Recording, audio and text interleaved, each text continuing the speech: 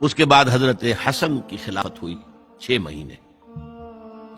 لیکن اب جب جنگ کا معاملہ ہوا تو حضرت حسن نے دستبرداری اختیار کر لی، حضرت معاویہ کو تسلیم کر لیا خلیفہ. حضرت معاویہ صحابی ہیں، کاتب وحی ہیں، حضور کے برادر نسبتی ہیں، صالح ہیں. ام حبیبہ بہن ہے ان کی، جو حضور کی زوجہ محترمہ ہیں.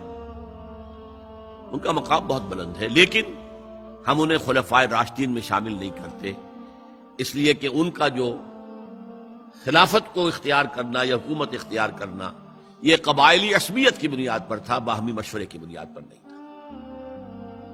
لیکن 20 سال تک ان کا دور حکومت ہے اور کوئی خونریزی نہیں، کوئی غارت گری نہیں، کوئی اختلاف نہیں، کوئی بغاوت نہیں، کوئی جھگڑا نہیں. مدبر اس درجے کے تھے. اب آئیے آخری سٹیج آئی. حضرت معاویہ کو مشورہ دیا گیا. مغیرہ ابن شعبہ ایک بزرگ صحابی تھے کہ دیکھیے جناب امیر، مسلمانوں میں اختلاف ہوا، 4.5 سال 5 سال خانہ جنگی رہی. اب اگر پھر معاملہ آپ کے انتقال کے بعد ایسے ہی چھوٹ گیا تو اختلافات ہوں گے، جھگڑے ہوں گے، مختلف دعوے دار سامنے آئیں گے، جنگیں ہوں گی، پھر دوبارہ جو ہے فساد ہو جائے گا. آپ کسی کو نامزد کر دیجیے. اور پھر مشورہ دیا اپنے بیٹے یزید کو نامزد کر دیجیے. حضرت معاویہ ریلیکٹنٹ رہے، لیکن اس کے بعد انہوں نے مان لیا اور فیصلہ کر لیا. یہاں میں چاہتا ہوں کہ بات سمجھ لیں اچھی طرح. اس معاملے میں اگر آپ حضرت معاویہ کی نیت پر شک کریں گے تو مجھے آپ کے ایمان پر شک ہو جائے گا. نیت پر نہیں، غلطی ہو سکتی ہے. صحابی ہیں، نیت غلط نہیں تھی. نیت کیا تھی؟ اور میں سمجھتا ہوں 100% درست تھی کہ اب اتنا پانی گزر چکا ہے پل کے نیچے سے وقت کے دریا میں کہ بارے صحابہ سب رخصت ہو چکے. اب اکثریت 9 مسلموں کی ہے،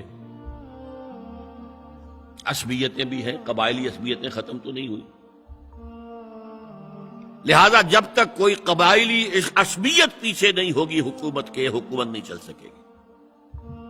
یہ ابن خلدون کا لفظ ہے، عصبیت، کوئی چیز جو جوڑے آپ کو. تو دینی عصبیت اب کمزور پڑ گئی ہے، اس لیے کہ حضور نے جن کو تربیت دی تھی وہ اب گئے، اکثر و بیشتر گئے. اب اگر ایسے ہی چھوڑ دیا گیا اور کوئی قبائلی عصبیت پشت پر نہ آئی تو پھر خانہ جنگی ہوگی. 5 سال تک ہوئی. اس بنا پر انہوں نے اسے صحیح سمجھا. آپ اختلاف کر سکتے ہیں، صحابہ کی رائے سے اختلاف ہو سکتا ہے، لیکن آپ ان کی نیت پر شک نہیں کر سکتے. بہرحال واقعہ کیا ہے تاریخی اعتبار سے کہ یہ 10ویں سال میں نامزد کر دیا یزید کو اپنے بعد خلیفہ کے لیے، ولی عہد. اس وقت تقریباً سب نے بات مان لی سوائے 5 افراد کے. وہ 5 افراد بہت اہم تھے، بہت اہم. ابو بکر اہم ترین آدمی تھے، ان کے بیٹے عبد الرحمن ابن ابو بکر. عمر نمبر 2 تھے، عبداللہ ابن عمر. زبیر عبداللہ ابن زبیر. عباس عبداللہ ابن عباس. اور حسین ابن علی. حضرت حسن کا انتقال ہو گیا تھا. اہل تشیع کا کہنا یہ کہ زہر دیا گیا، واللہ عالم، میں کچھ نہیں کہہ سکتا. میں کوئی تاریخ کا محقق اس معنی میں نہیں ہوں، میں موٹی موٹی باتیں جانتا ہوں. بہرحال انتقال ہو گیا تھا. 5 آدمیوں نے نہیں مانا. لیکن دیکھیے یہ تھی تدبر کی بات حضرت امیر معاویہ کی. کوئی دباؤ نہیں ڈالا، کوئی جبر نہیں کیا، کوئی کسی کو نقصان نہیں پہنچایا کہ نہیں مان رہے تو یہ کر دیں. نہیں، دیکھیں گے جب وقت آئے گا. جب وقت آیا حضرت معاویہ کے انتقال کے بعد، اب ایک صاحب جا چکے تھے، حضرت عبد الرحمن ابن ابی بکر فوت ہو چکے، اب 4 رہ گئے، 3 عبادلہ، عبداللہ ابن عمر، عبداللہ ابن عباس، عبداللہ ابن زبیر، ایک حسین ابن علی رضی اللہ تعالی عنہم اجمعین۔ جب بیعت ہو گئی یزید کی تو اب ان کے درمیان اختلاف ہوا۔ یہ بات اچھی طرح سمجھ لیجئے، تاریخی حقائق، موٹے حقائق کو چھوڑ کر باریکیوں میں جب پڑھتے ہیں تو معاملہ غلط ہو جاتا ہے۔ موٹے حقائق کو سمجھیے، جیسے کہتے ہیں میکرو اکنامکس اور مائکرو اکنامکس۔ میکرو ہسٹری جو ہے، 2 ایک طرف ہو گئے، 2 ایک طرف ہو گئے۔ عبداللہ ابن عباس کی رائے ہوئی کہ اگرچہ یہ غلط کام ہوا ہے، یہ قیصر و کسریٰ کی سنت پر عمل ہو رہا ہے، لیکن یہ ایسی بڑی بات نہیں ہے کہ خون ریزی شروع کر دی جائے اور امن و امان ختم ہو جائے۔ یہی بات عبداللہ ابن عمر کی ہو گئی، یہ 2 تو ایک یکجا ہو گئے۔ مصلحت کہہ لیں، جو بھی سمجھے، لیکن نیت پر حملہ نہیں کر سکیں گے آپ۔ دیانتاً انہوں نے یہ سمجھا کہ اب جب کہ ہو گیا معاملہ تو ٹھیک ہے۔ حرام مطلق تو کہیں نہیں لکھا ہوا قرآن کے اندر کہ بیٹا نہیں ہو سکتا، کہیں نہیں لکھا ہوا۔ بہرحال ان 2 کی رائے یہ ہوئی کہ اگرچہ کام غلط ہے لیکن اتنا غلط نہیں ہے کہ اس کو چیلنج کیا جائے اور اس سے جو ہے خانہ جنگی شروع ہو جائے اور فساد شروع ہو جائے۔ 2 کی رائے یہ ہوئی کہ نہیں، we have to challenge it come what may. Abdullah ابن زبیر، حسین ابن علی رضی اللہ تعالی عنہما یا عنہم، تو یہ 2 علیحدہ۔ ان 2 میں اب اختلاف ہوا۔ عبداللہ ابن زبیر کی رائے یہ تھی کہ یہی مقیم رہو مکے میں، حجاز میں، مکے اور مدینے میں، یہاں سے ریزسٹنس موومنٹ ہم شروع کریں گے، کیونکہ یزید کی خلافت تو دمشق میں تھی، بہت دور۔ حضرت حسین کو خطوط آ رہے تھے کوفے سے، کوفہ حضرت علی کا صدر مقام رہا تھا، اور جن سبائیوں نے فتنہ پیدا کیا تھا حضرت عثمان کے خلاف وہ بھی وہیں آباد تھے۔ انہوں نے خطوط کا تاطا باندھ دیا، آپ آئیے ہم آپ سے بیعت کریں گے اور کھڑے ہوں گے اور مقابلہ کریں گے اور اس یزید کی حکومت ختم کریں گے۔ ڈاک کے تھیلے بھرے ہوئے حضرت حسین نے فیصلہ کیا کوفے جانے کا، بہت روکا۔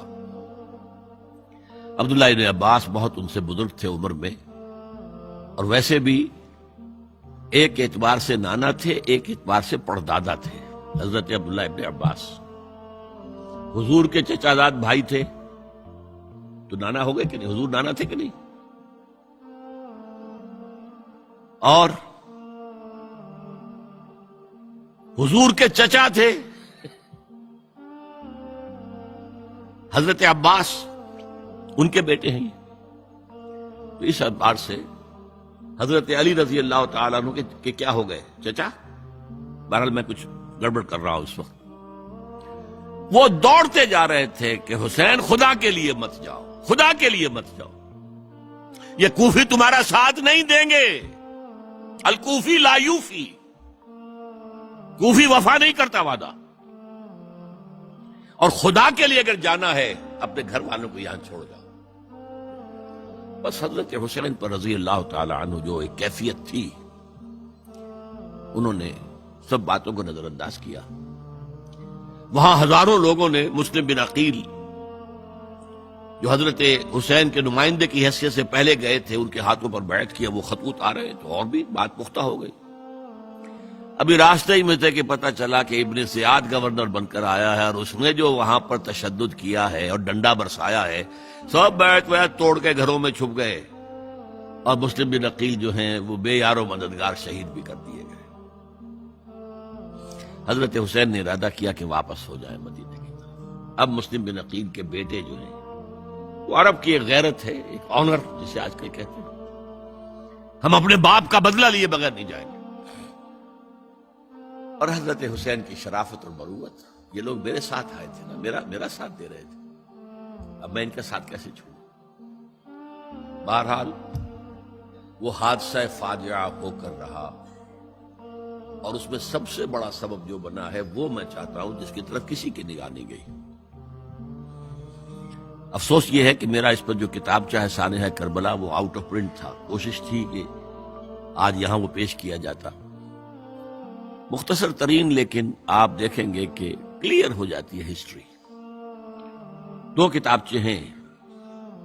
شہید مظلوم، میرے نزدیک مظلوم ترین شہید حضرت عثمان رضی اللہ تعالی عنہ، اور سانحہ کربلا، بہت بڑا سانحہ، اس میں کوئی شک نہیں.